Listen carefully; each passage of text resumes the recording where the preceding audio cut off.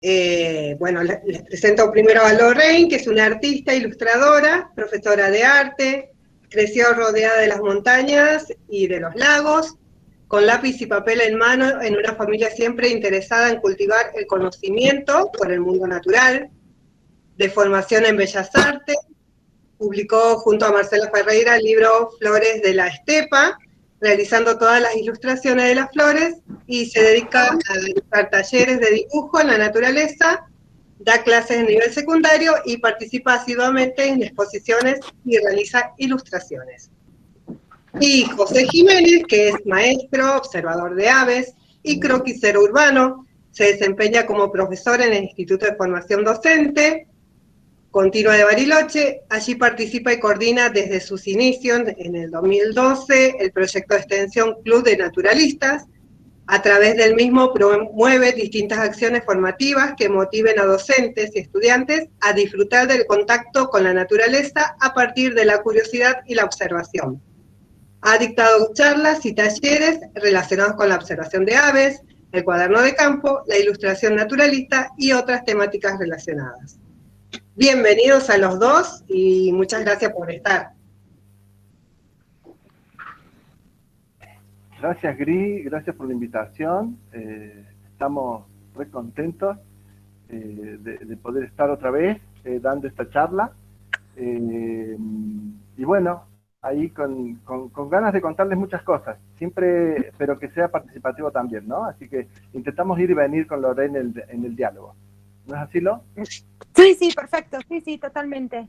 Sí, más que una presentación, con José lo que habíamos pensado era más como un diálogo, una especie de diálogo en la que vamos y venimos, no es tan formal. Y de hecho estamos usando una plataforma nueva que está buenísima y que se dispone mucho a esto, a ir y venir en la conversación. Bueno, muy bien. Largamos con una especie de pregunta que tenemos nosotros como disparadora, pero en realidad lo que queremos es que ustedes participen por el chat o abran el micrófono en caso de que se les ocurra una pregunta, ¿no? Entonces, lo primero que te pregunto, Lo, es ¿de qué se trata esto de los cuadernos? Incluso ya ni siquiera digo cuaderno de campo o naturalista, sino esto de los cuadernos, de tener un cuaderno y anotar cosas. Parece algo viejo ahora que existen los celulares y los teléfonos están a mano para sacar fotos todo el tiempo. La verdad que igual uno, ya te estoy argumentando tu hipótesis. Creo que depende de cómo uno utiliza el celular también, ¿no? Lo lindo y lo interesante del cuaderno es que ayuda a la concentración y a como el enfoque, digamos, a la experiencia de estar en ese mismo lugar, en ese momento, ¿no? Usualmente hoy en día usamos el teléfono no de manera tan intensa, digamos, sino de manera como que vamos más, no sé cuál sería la palabra, pero vamos como sacando fotos así, sin necesariamente estar enfocado. Otra cosa es cuando uno va con una cámara de fotos, como fotógrafo, en el que ahí uno también está buscando el encuadre o está buscando, especialmente cuando sacan fotos de animales, también está buscando ese momento en particular y la conexión con eso que se genera es igual de intensa que el cuaderno de campo, ¿no? O el dibujo. El dibujo lo que tiene en el cuaderno, el dibujo puede ser en un cuaderno de campo o puede ser en cualquier cosa. De hecho, en el taller de dibujo que damos no siempre dibujamos en cuaderno de campo, ¿no? Lo lindo del cuaderno de campo es que uno va generando como una historia, como una continuidad en esas observaciones. El cuaderno de campo tiene más que ver usualmente con como con un viaje o con un recorrido o con un diario, con un pasar de los días, ¿no? Y el dibujo, a su vez, nos propone un tiempo que está que está indeterminado, y que en ese tiempo no estamos haciendo ninguna otra cosa que como usualmente hacemos en nuestras vidas cotidianas hoy en día, que estamos estimulados simultáneamente con varias cosas al mismo tiempo. Entonces lo del cuaderno de campo está bueno por eso, porque tiene que ver con el dibujo, y el dibujo es una excelente herramienta para lograr esa concentración, esa conexión y esa esa conexión con la presencia en ese lugar. Y yo te agrego dos cosas, Lo, si te parece, que a mí me sirvieron mucho, ¿no? En comparación con el teléfono, digo, porque hoy es un aparato cercano. Quiero contar también que yo soy especialista en educación y TIC, pero sin embargo sigo usando los cuadernos, a pesar de que muchas veces enseño cómo usar mejor ese celular que tenemos al alcance de la mano, ¿no? Y uno de esas razones para usar un cuaderno es la memoria, pero la memoria personal, ¿sí? Es decir, esa conexión que se establece al momento de observar y registrar hace que la memoria se alimente de otros estímulos. El sentir el lápiz y su trazo sobre el papel, el recordar cuándo estaba haciendo ese dibujo y en qué lugar específicamente estaba, la sensación de frío o calor que tuvimos en ese momento, y la posibilidad, y ahí viene lo segundo, por eso yo siempre hablo del cuaderno personalmente, pero como dice Lorraine, también puede ser una colección de páginas sueltas que van a parar todas juntas a una carpeta.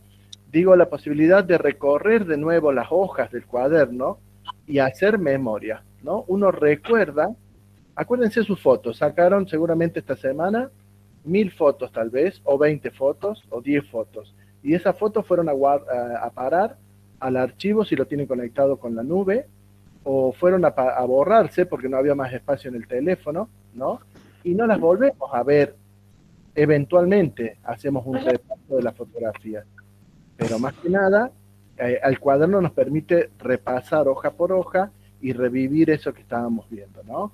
De ahí esta frase ¿no? Esto de que la tinta más débil es más poderosa que la memoria más fuerte. Totalmente, José, y ahí en relación a eso que mencionás, algo que no habíamos mencionado en la charla anterior, es que un cuaderno o una página, en ese soporte pueden convivir varios lenguajes, el dibujo, como el texto, como la toma de apuntes más del estilo científico, medidas, proporciones, como que puede haber un lenguaje matemático, un lenguaje escrito y además un lenguaje visual. Eso es lo maravilloso también del soporte de papel. Sí, yo hice esta lista de palabras que me parece súper interesante como para saber qué le pongo al cuaderno, ¿no? Porque a veces tenemos el cuaderno ahí, lo llevamos y decimos, bueno, pero ¿qué anoto? ¿No? Bueno, a lo mejor, como dice Lorraine, explorando los lenguajes, puedo hacer la lista de todo lo que vi, ¿sí? O puedo hacer pequeñas colecciones, recolectando, a lo mejor hacemos una actividad siempre que propone Marcela en la salida, Marcela Ferreira, que es, a mí me encanta, que es buscar en las hojas de la lenga toda la gama posible, ¿no? Es una actividad muy de otoño, y a veces encontramos hojas verdes, amarillas, toda la gama de los ocres hasta llegar al rojo, ¿no? Al bordó, y podemos hacer todo un degradé de colección de hojas. También podemos escribir pequeñas anécdotas o pequeños saberes que alguien dijo, o hipótesis que yo tengo, puedo anotar, graficar, dibujar. El cuaderno tenemos que pensarlo como ese espacio mío, como ese espacio propio, íntimo, donde yo anoto lo que voy a recordar después, ¿no? Y voy a entrar en diálogo con mi cuaderno. A lo mejor lo que anoto está mal, ¿no? También puede ser una hipótesis equivocada, pero va a ser justamente mi cuaderno ese espacio de trabajo donde voy a ir aprendiendo y voy a ir probando, ¿no? Distintos lenguajes, distintas formas de expresar, todo aquello que voy suponiendo y voy aprendiendo ahí en las hojas de cuaderno. Sí, y en ese sentido tomo la palabra, no me acuerdo dónde lo habíamos puesto, José, el dibujo. Yo hablo más del dibujo, porque mi lenguaje es más el dibujo, y dibujo en un cuaderno un cuaderno, en un cuaderno de viajes, en un cuaderno de acuarela, en un cuaderno de notas. Pero entonces como que yo siempre tengo más como una visión del lenguaje del dibujo en sí, y José lo aplica más al cuaderno en sí mismo, ¿no? Pero la práctica del dibujo tiene que ver con una manera de tomar conocimiento, de hacer conocimiento, de conocer algo, de aprender sobre algo. Eso es lo lindo de la práctica del dibujo. Hay una artista que mencionábamos la otra vez, que se llama Irene Koppelman, que todo su trabajo como artista está basado en el dibujo y en la reflexión acerca del dibujo. Entonces, cuando uno ve una muestra de esa artista, no ve solamente dibujos naturalistas, aunque está dibujando objetos naturalistas, por ejemplo, dibuja mariposas en el museo, en la sección de entomología del museo, no sé qué, en Inglaterra, o tiene trabaja con la Fundación que estudia los glaciares en Austria, o va a trabajar en la selva en Perú, pero el producto, el resultado de sus obras, lo que vemos, no son dibujos hermosos, ultranaturalistas, en donde uno puede describir la especie. También eso, pero lo que vemos realmente es el desarrollo de una reflexión en torno a la práctica del dibujo como una forma de conocimiento. Salió medio largo y erudito, pero básicamente tiene que ver con que ella se pone a dibujar para aprender sobre aquello que está dibujando. Entonces ella inclusive reflexiona acerca de lo que es un buen dibujo, y ella no separa lo que es un dibujo hermoso, de los que uno normalmente mira y dice, ¡ay, qué buen dibujo!, con si para ella fue un buen dibujo. Y para ella es un buen dibujo en la medida que ella aprendió algo, tanto de la técnica, de la práctica en sí misma, como de aquello que está dibujando.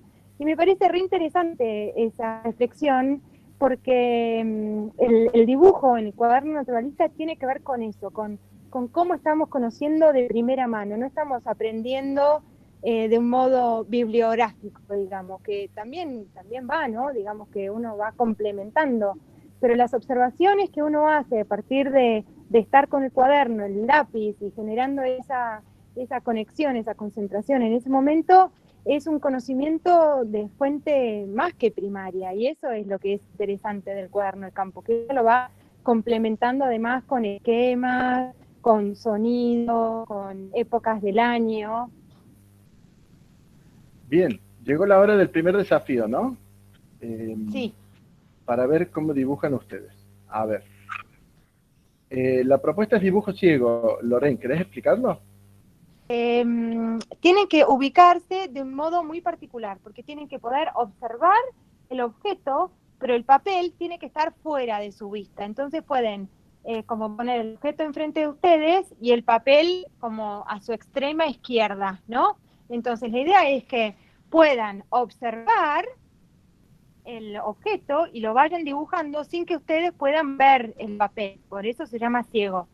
Y eso es maravilloso porque uno puede, porque generalmente estos dibujos captan muy bien la esencia del objeto, ¿no? Y nos quita la mente el prejuicio de si va a quedar bien, si va a quedar mal, si es un buen dibujo o no, toda esa cuestión más social e intelectual.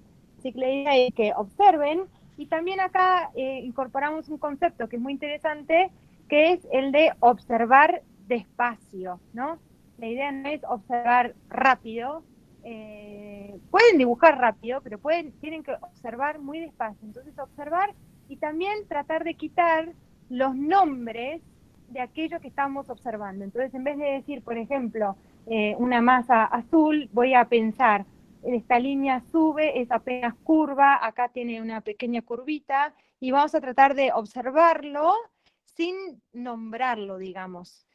Pueden hacer varios, porque hay veces que salen muy rápidos, así que si terminan uno, empiezan otro enseguida, varios, en una sola hoja, en una sola sección de papel.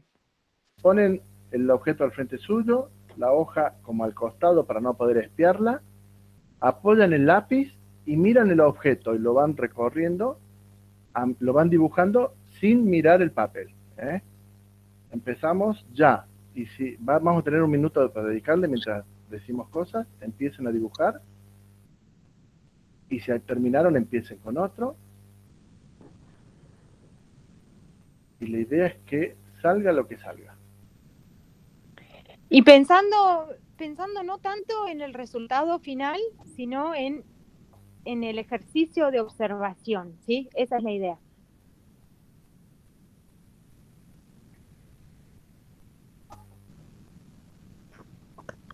¿Cuánto tiempo le Un minuto. pusiste, José?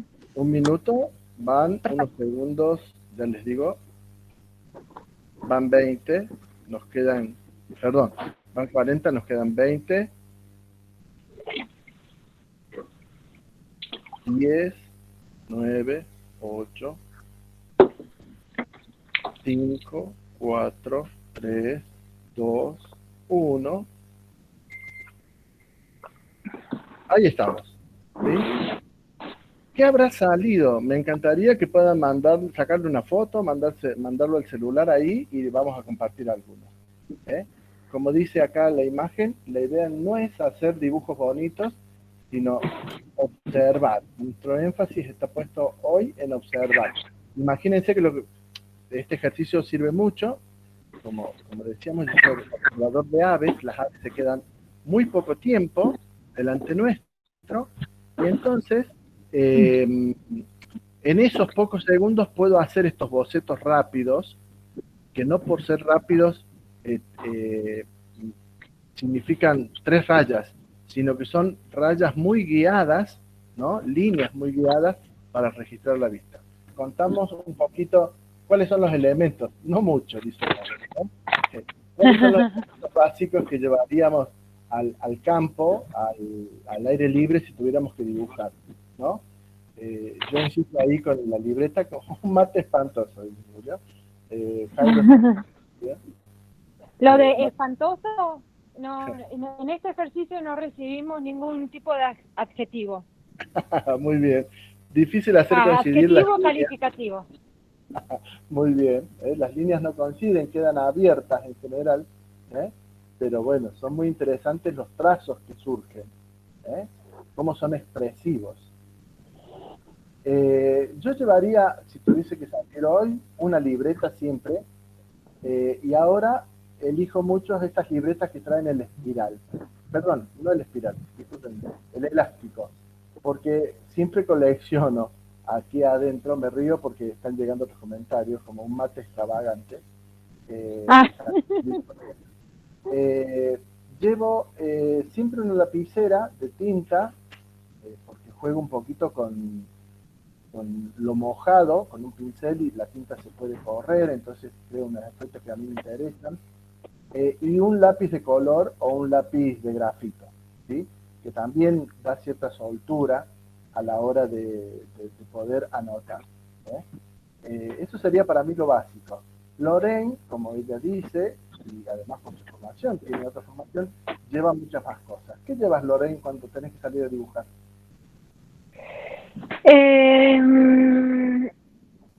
La verdad que también va variando, y me gusta ir variando porque depende de los materiales, uno va haciendo distintos dibujos, ¿no?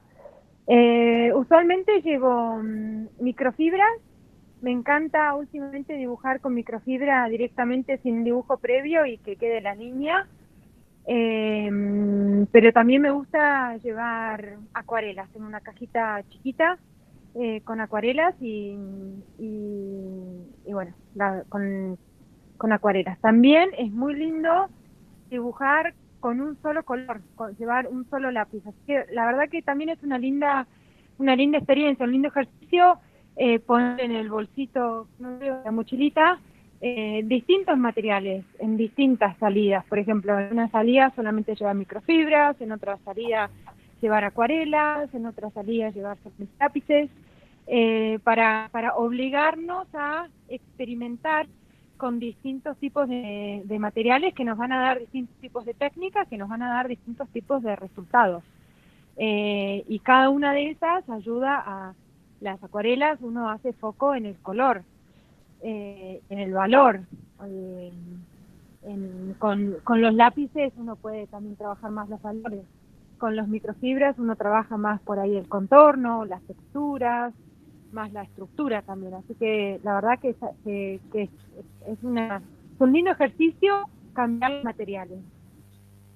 Qué bueno, mira, ahí recupero una idea también que decimos siempre en los croquiseros urbanos, que es otro lugar donde yo dibujo y me gusta mucho hacerlo, que es como hay tres cosas que se pueden variar, ¿no? Uno puede variar los materiales que usa, entonces pasarse de la microfibra a la acuarela o de la acuarela al grafito o cualquier otro elemento que permita justamente dejar trazo, dejar huella sobre el papel. Lo segundo es el papel y el tamaño del papel, ¿no? Uno puede dibujar en cuadernos grandes, en cuadernos pequeños, en hojas gigantes, ¿no? Obviamente que para hacer eso en el campo sería difícil, pero por eso elegimos una libreta cómoda que entre en el bolsillo. Y lo tercero es el tema, ¿no? Y en este grupo en particular, en el Club de Naturalistas y en los Naturalistas de la Patagonia, los temas varían porque a veces vamos a observar plantas con Marcela, ¿no? Otras veces ponemos el foco en las aves, otras veces ponemos el foco en el paisaje, ¿no? Y cuando varía la temática, también varían las formas de registrar esos dibujos que tengo, ¿no? Que voy realizando. En un momento hablaste de la observación y de qué era observar. ¿Querés contarnos un poquito más de eso? También, retomando la idea que yo les estaba comentando anteriormente, la idea del dibujo como práctica de conocimiento, como conocer, hoy en día, aún teniendo tanta nueva tecnología y tanta nueva óptica, etcétera, etcétera, en los museos más vanguardistas del mundo todavía se utiliza los dibujantes.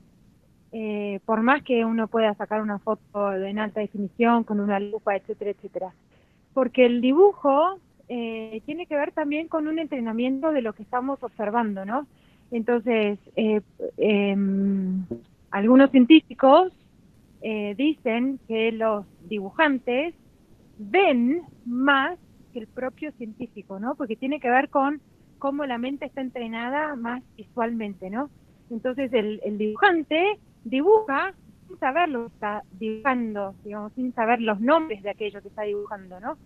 Y tiene que ver con eso, con cómo estamos aprendiendo y cómo esa experiencia de estar en ese lugar, que tampoco es lo mismo, a veces obviamente es un buen recurso, ¿no? Dibujar a partir de una fotografía, pero ya hay una mediación, entonces el dibujo en la experiencia directa, con tanto sea el entorno, cuando uno está trabajando en un paisaje, o una pequeña parte como el filamento o el gineceo de alguna flor a través de una lupa, está recogiendo también la experiencia, también todo lo otro de que captamos a partir de los 5 sentidos también, ¿no?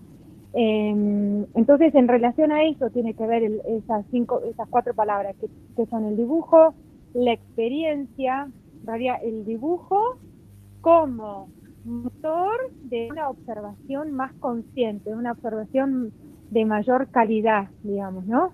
Que eso tiene que ver con esa experiencia y que además eso da lugar a una construcción del conocimiento que parte de lo visual y que luego se puede recoger desde las ciencias, ¿no?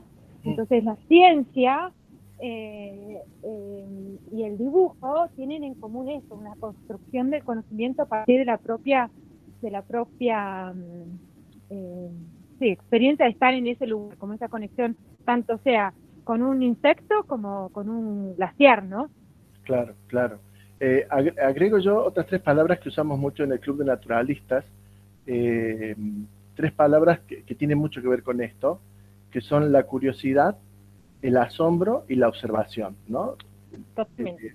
Es decir, a veces, y en esto siempre recordamos a Marce, ¿no? Cuando ve una pequeña flor en el medio de la estepa que nadie vio, pero ella abre los brazos grandes y dice, miren esto, y esa convocatoria a la curiosidad, ¿no? Al asombro y a la observación que se realiza en ese pequeño acto, es una experiencia directa, esto que estás diciendo vos, y que al ponerle la lupa del lápiz y el papel, lo magnificamos, ¿no?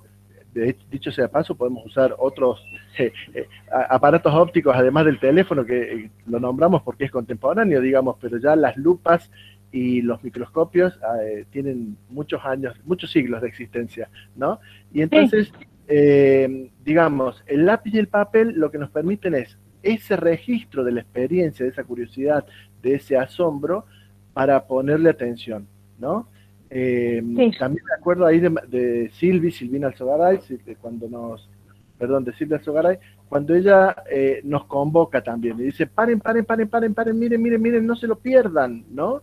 Y esa convocatoria a la curiosidad es la que nos produce a nosotros después la necesidad de registrarlo. Y vuelvo a decir, muchas veces para que no se pierda. Sí, y yo te agrego también que no solamente es magnificar, sino apropiar. Me parece que está bueno también es apropiarse de lo que uno observa y de lo que uno ve y de lo que uno aprende. Me parece que estaba Karin ese año, en el 2011, el año del volcán, que fue el año que floreció la caña también. Estábamos dibujando en Casa de Piedra, en la Arroya Casa de Piedra, y vimos como unos granitos, como si fueran, los granos de un pasto, pero era una caña. Y decíamos, ay, pero qué raro que es esto, hasta que finalmente nos dimos cuenta que estaba la caña floreciendo, como que tuvimos la primicia por estar en ese lugar observando esas cosas, ¿no? Y después sí, había florecido la caña, etcétera, etcétera. Pero esa experiencia de haberlo visto ahí mismo por los propios ojos es único también, ¿no? Es como que a mí también me pasa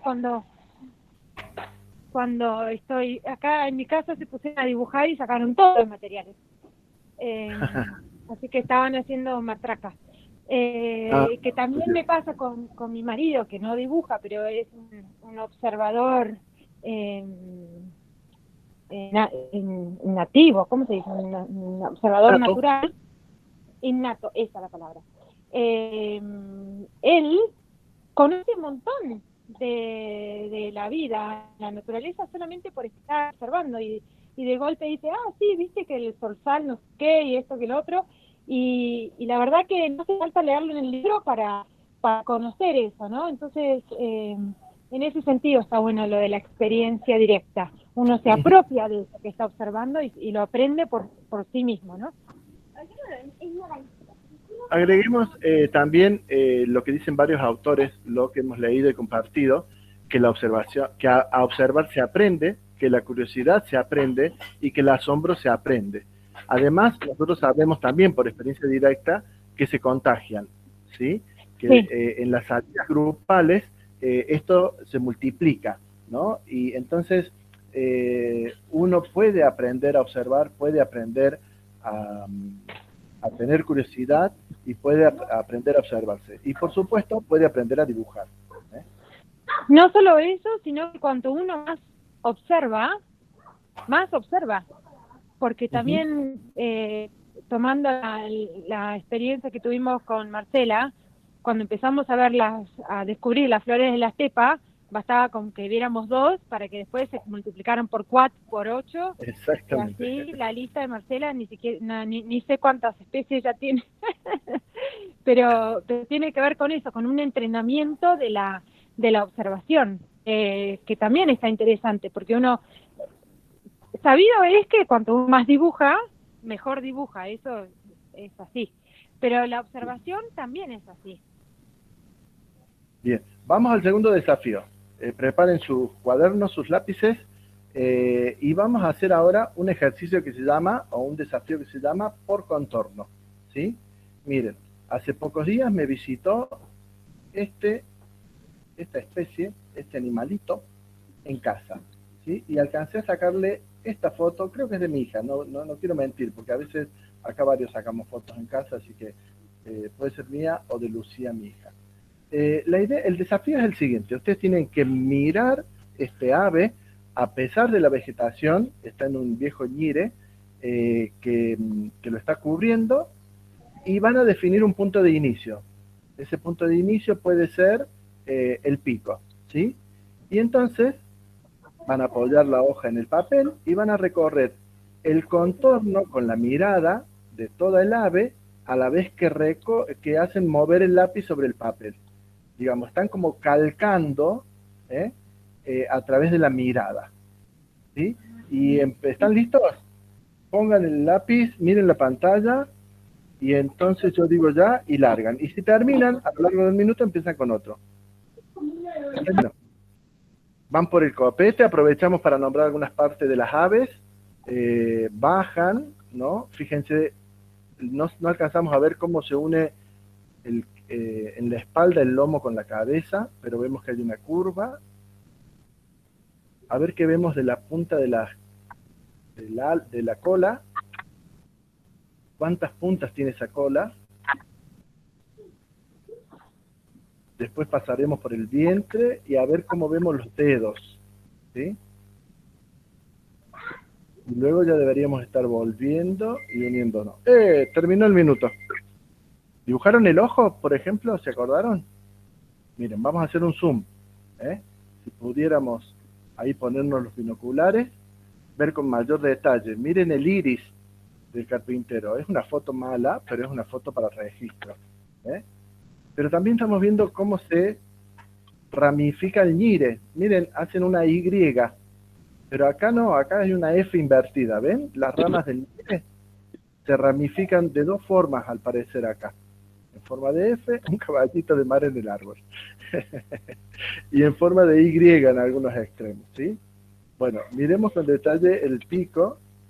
No lo alcanzamos a ver, ¿sí? Porque nos obstruye una rama ahí la visión.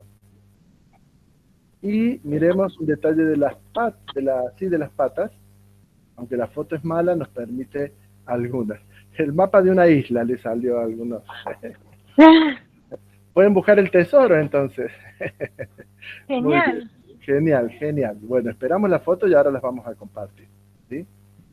Bueno, les damos una segunda oportunidad, Lorraine, ¿te parece, para este ejercicio? Preparé otra foto. Dale, sí, totalmente. Miren. Ya dijimos que la práctica ayuda, eso. A la excelencia, exacto, hacia la excelencia. Hoy creo que fue Andrea que publicó la foto de un caburé, si no me equivoco, en las redes sociales. Bueno, yo les traje este caburé con ayuda, ¿sí? Porque miren que aproveché la computadora, ¿sí? Para para enmarcar al ave, ¿sí? Y eso nos va a servir de referencia tal vez, Vamos de nuevo, ponemos un minuto ya, a la 1, a las 2, a las 3. Y recorramos este ave por su contorno. Pueden empezar aquí, donde se une con la rama, o por cualquier lugar, Y vamos dando vuelta.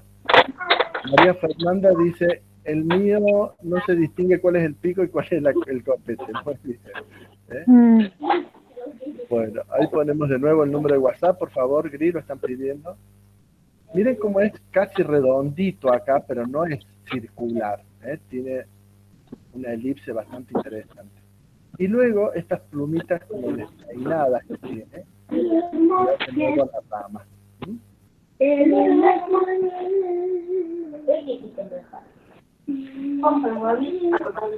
Que parece el trozo de América del Sur. Estamos muy geográficos hoy. Muchas analogías.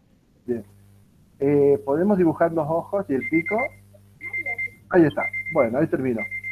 Después les compartimos esta foto si quieren practicar, pero bueno, hoy tenemos mucho acceso a fotografías y ustedes seguramente tienen sus propias imágenes para practicar, ¿no? Y hacer algunas prácticas de la nota de campo. Por supuesto, estos dibujos son muy rápidos y se pueden hacer también en el campo, ¿sí? Miren, yo les quería mostrar unas notas de campo para que no se olviden cuando estén en una salida qué es lo que hay que dibujar. Perdón, qué es lo que hay que anotar. Por ejemplo, en esta nota rápida que tenemos acá, fíjense, ahí está mi carpintero de notas, ¿sí?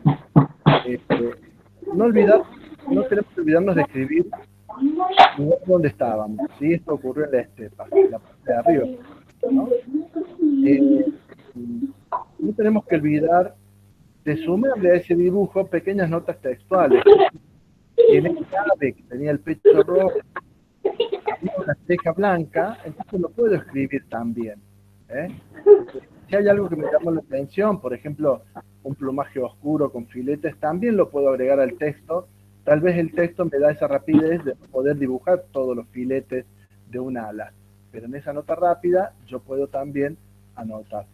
Tendríamos que poner también la fecha y la hora, que no están en esta hoja, deben haber estado en la anterior, pero fecha y hora también es importante para que después nuestro cuaderno se vuelva realmente un registro de las informaciones. Y en este caso de aquí, en esta hoja, lo que hice fue tomar con mucho cuidado una pequeña muestra, ¿sí? Este es del patio de casa. Salió una hermosa plantación de topa topa que no sabemos cómo llegó y ya tenemos una pregunta. ¿Cómo llegó la topa topa a una casa en el kilómetro 13, en un espacio urbanizado? Bueno, ahí están. Y entonces levanté uno porque teníamos una duda, Marce me ayudó a identificarla. Ven que la hoja, ¿a qué hoja le hace recordar? ¿Qué forma tiene esta hoja? Y el ejemplar me sirve mucho para mirar esos detalles y entrar en muchas cosas de los topa topa. Entonces, no olvidarse algunos detalles al anotar, ¿sí? Y pusimos estos como un gran dato, ¿no? Cuando yo anoto puedo hacer textos, números y dibujos. Por ejemplo, hoy me tocó ver en el centro aproximadamente 100 cachañas en la puerta del supermercado La Anónima. No sé si estarían... ¿En serio? Sí, o estarían comiendo del árbol que está en Gallardo y Otto Guedeque.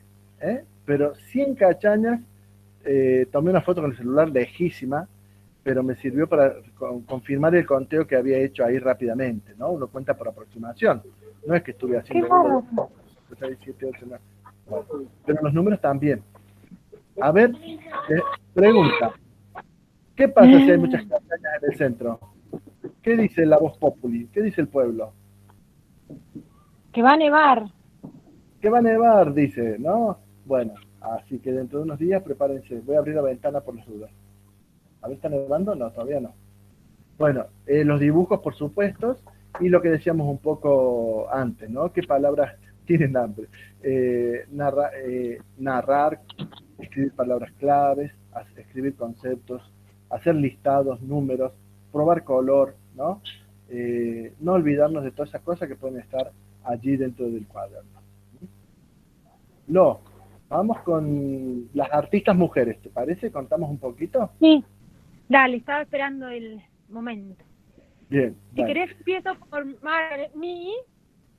Bien. Margaret Mee, ¿la tenés ahí? Sí, teníamos, la estoy buscando, acá está. Está es abajo a la izquierda, eso. Ahí está. Exactamente. Bueno, Margaret Mee era una artista en los años 50, 60, era una artista inglesa y... sí, está bien, es esa.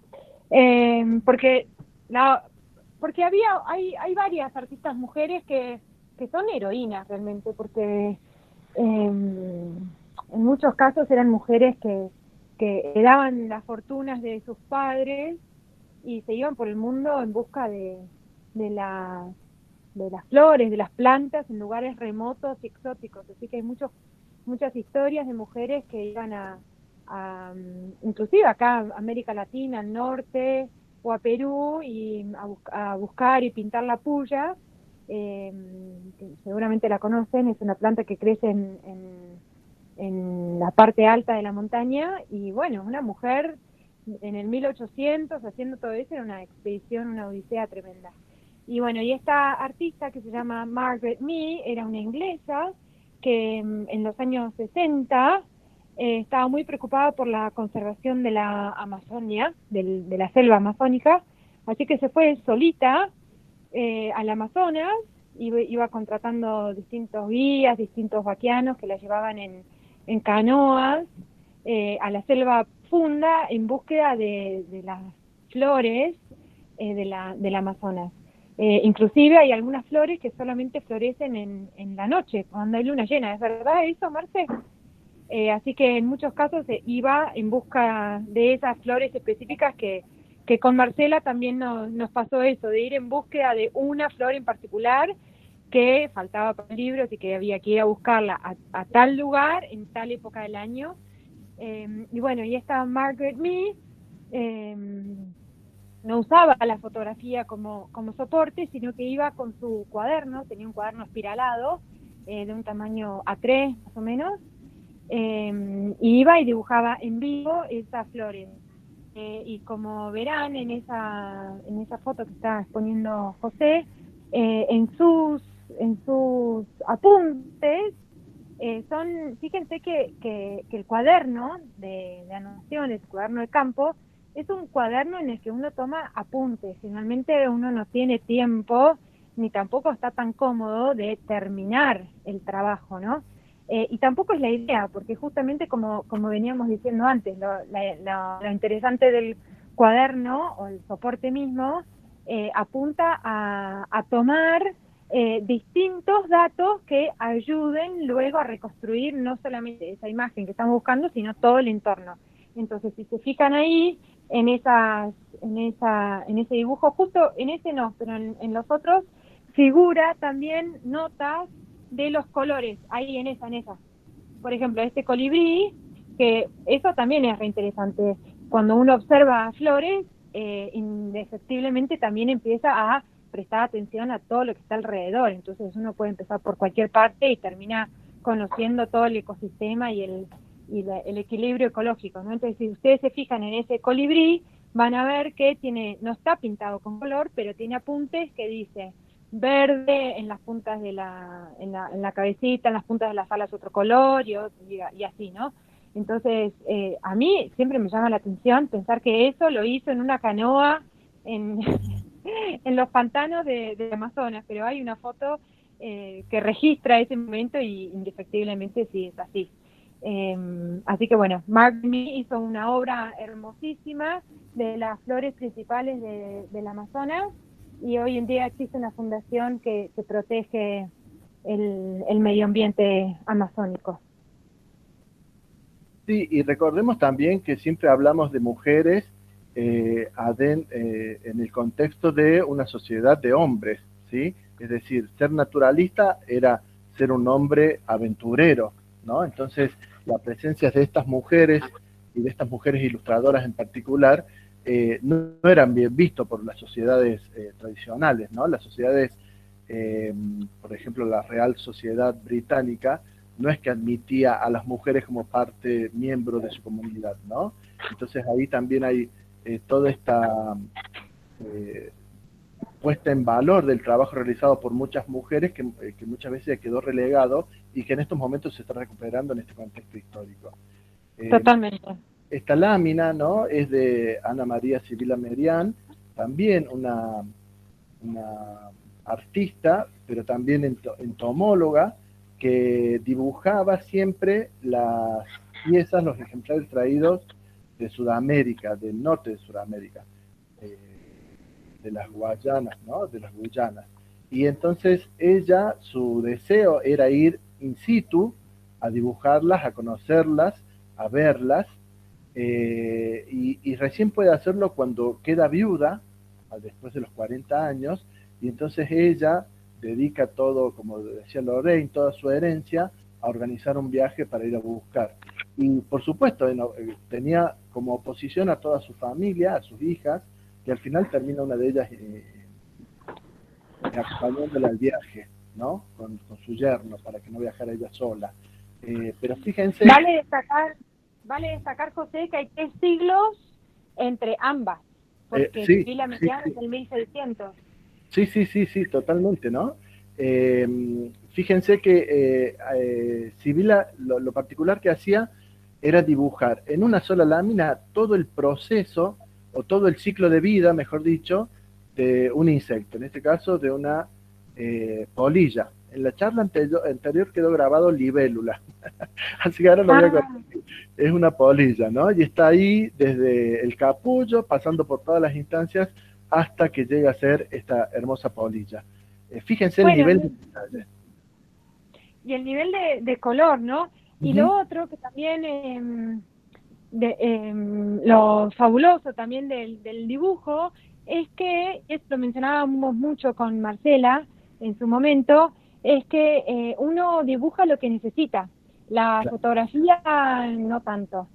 Entonces, el dibujo permite esto que hizo Sibila, algo como juntar varios momentos que no son sincrónicos Ujú. en una sola lámina, ¿no? Entonces, mostrar todo ese proceso, que para hacerlo con fotografía, hoy en día se puede hacer con fotomontaje, hoy en día no es difícil, Ujú. pero en ese momento era la única manera que existía de poder registrar todo un recorrido temporal.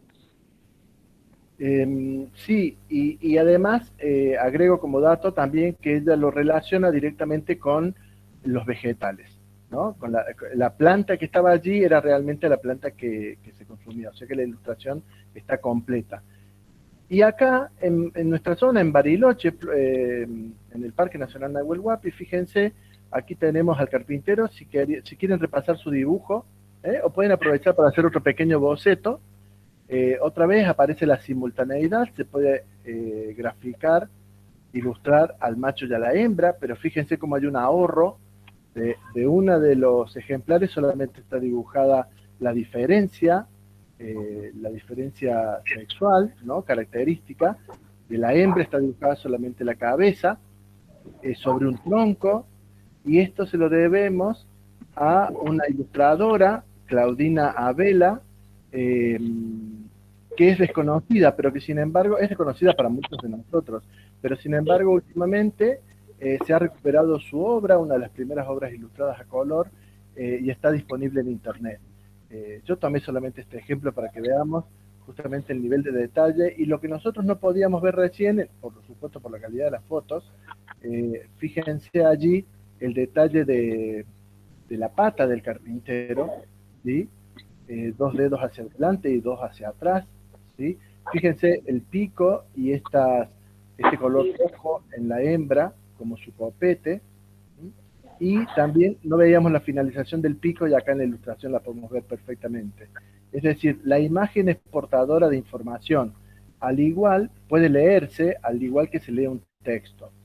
Y entonces el trabajo de estas ilustradoras y de otras más, por supuesto, nos está permitiendo conocer, aprender de estas especies ilustradas. Trajimos estos tres ejemplos, hay muchísimos más, por supuesto, porque nos parecía que ponían en valor el espacio, el lugar de la mujer en la ciencia e incluso aquí en nuestra propia ciudad. Creo que llegó la hora del tercer desafío. En el tercer desafío, que va a ser el último, hemos elegido estos hongos que crecieron en casa, debajo del rosal, ¿sí?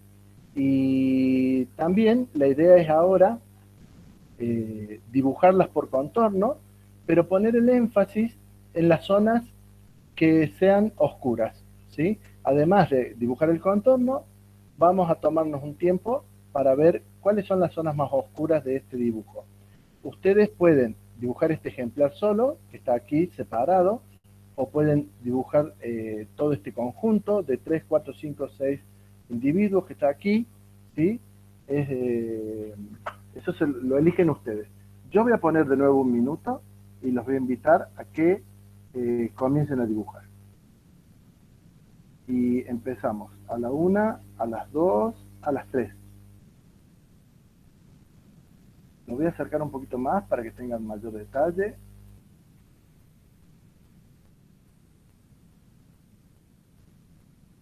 Y van a dibujar solamente el individuo este que está aquí, el ejemplar este. Fíjense aquí abajo, qué curioso lo que tiene, al pie casi. Tiene una rugosidad. Miren la luz, está así de frente, así que la parte más oscura está de aquel lado, de la parte de atrás. Si van a dibujar acá el contexto también, miren cómo penetra la luz desde aquí, de abajo diríamos a la izquierda. ¿Y dónde están las zonas de sombra? Para que no estén flotando en el aire, pueden dibujar algunos de estos,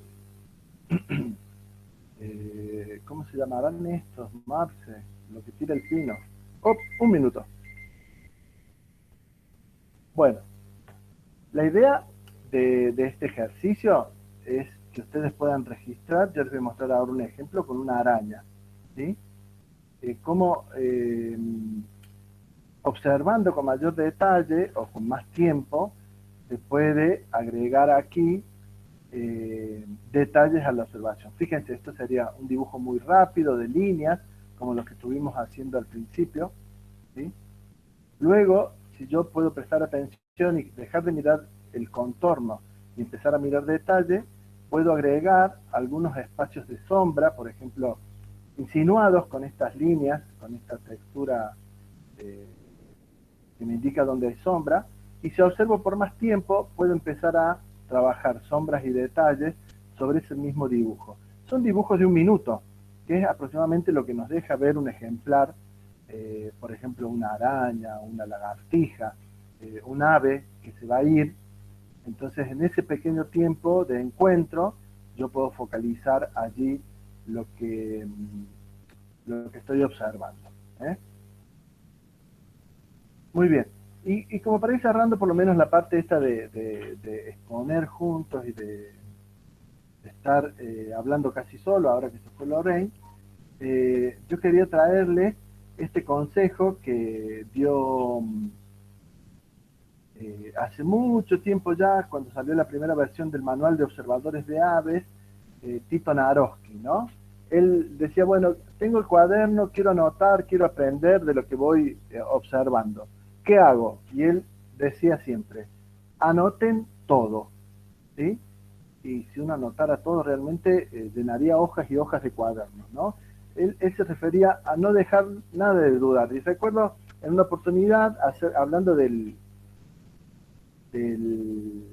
dorsal patagónico en particular, que yo le decía que era el que más presencia tenía en el patio de casa, lo que nos decía Tito es, bueno, anota cómo camina, cuántos pasitos da, cómo clava el pico cómo entra, ¿no? Es decir, tomarse el trabajo de observar y aprender todo lo que podemos aprender observando al zorzal patagónico, que en casa es una de las aves más comunes, ¿eh?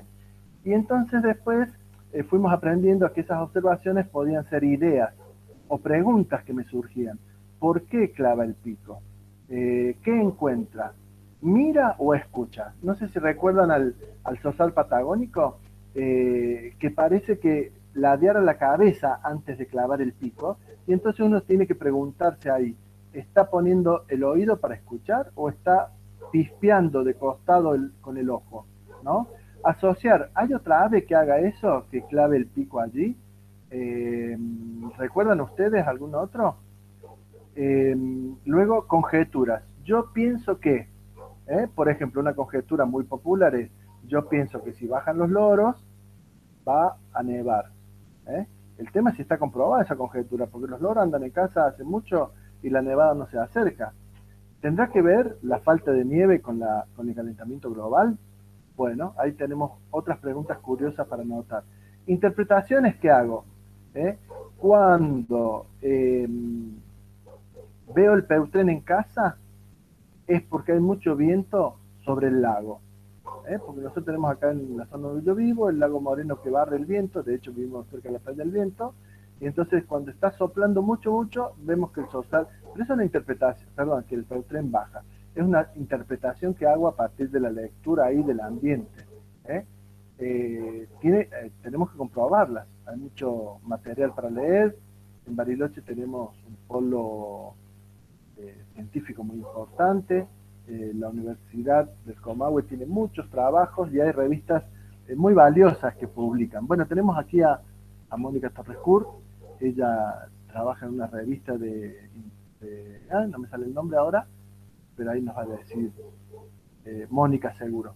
Y tenemos mucho material de lectura para sacarnos dudas y curiosidades de lo que venimos haciendo. Así que, como primer dato, anotar todo y después iré separando qué son conjeturas y qué son interpretaciones mías y qué son observaciones realmente. La revista que les decía se llama Desde la Patagonia, Difundiendo Saberes. Hay muchísimos artículos para leer y están online disponibles. Así que se las recomiendo. Gracias, Moni, por el dato. Ahí Mónica en el chat nos pegó el enlace para que puedan acceder a esa publicación en particular. Bueno, y así va concluyendo nuestro paseo. Así pasamos al tema de las preguntas y lo que ustedes quieran comentar. Yo recuerdo siempre, hace muchos años ya, cuando encontré a esta autora, y la frase estaba en inglés, la tuve que traducir. Yo no sé inglés, así que con un diccionario en la mano, en esos tiempos no había Translate, Google, ella proponía que si religiosamente realizamos 5 o 6 bocetos todos los días durante los próximos 5 años, usted se convertirá en un artista. Y bueno, yo asumí ese desafío y me puse a practicar, a estudiar con Lorraine, a estudiar con otros artistas de aquí de la zona, y aprendí más sobre el dibujo, pero mi intención siempre ha sido tener cuadernos de campo donde pueda dibujar rápido y tomar notas. No tanto hacer obras, producción de cuadros, sino hacer esto. Así que espero que acepten el desafío y que en cada salida naturalista ustedes puedan ir siempre acompañados de un cuaderno y un lápiz para anotar e ir registrando. Bueno, de mi parte, gracias por escucharnos, gracias por aceptar estos desafíos que hacemos para involucrarnos y a ver qué podemos responder, si podemos responder algunas preguntas. Excelente. José, ¿te puedo contar algo? Dale. Como yo soy mala dibujando, a mí me gusta pegar, ¿viste? Cuando viajo y hago cuadernito de campo, consigo folletos, por ejemplo. Entonces siempre llevo tijerita y plasticola y voy pegando, voy recortando y voy pegando, no sé, datos de plantas, de lugares, mapitas. Claro. Mira, me hiciste acordar, no lo mencionamos, pero hay como 3 categorías de cuadernos por hablar, por nombrar algunas, ¿no? El cuaderno naturalista, que es el normal que usamos nosotros, coleccionando cosas adentro. El cuaderno de artista, donde el artista boceta lo que después se va a transformar en una obra. Y el cuaderno de viaje, que es un cuaderno de colección casi, ¿no? Hay una artista, ahí nos acordamos de Susana Salvi, nuestra compañera en el instituto, que ella siempre nombra a Silvia Alderocchi, donde dice que cuando hacemos un cuaderno de viaje coleccionamos cosas. Por ejemplo, el boleto, ¿no? Ese que vamos a la ciudad de, no sé, de Córdoba, y no son los mismos boletos que son acá, ahora usamos la SUBE, ¿no? Pero ese boleto. O el folleto que te dan de un museo que te explica. Qué buen dato, Marce, porque entonces el cuaderno se transforma, digo yo, como en un álbum de figuritas, ¿no? Donde vamos pegando todo aquello que queremos recordar. Sí, aparte, viste, uno en los viajes se olvida, pero después yo tengo la caja, todos los cuadernitos, y es el modo más rápido de recordar que hiciste cada día y que viste, ¿no? Exactamente. Bueno, muy bien acá los hongos, las zonas de sombra, ¿no? Fíjense que eso le da volumen al dibujo, ¿eh? Están insinuados ahí todos los hongos muy rápidamente, en un minuto. Se han trabajado un montón. Acá hay otro dato interesante, la lapicera Bic, o el azul, tan escolar, ¿no? Fíjense qué lindo, cómo raya, cómo permite texturas rápidas.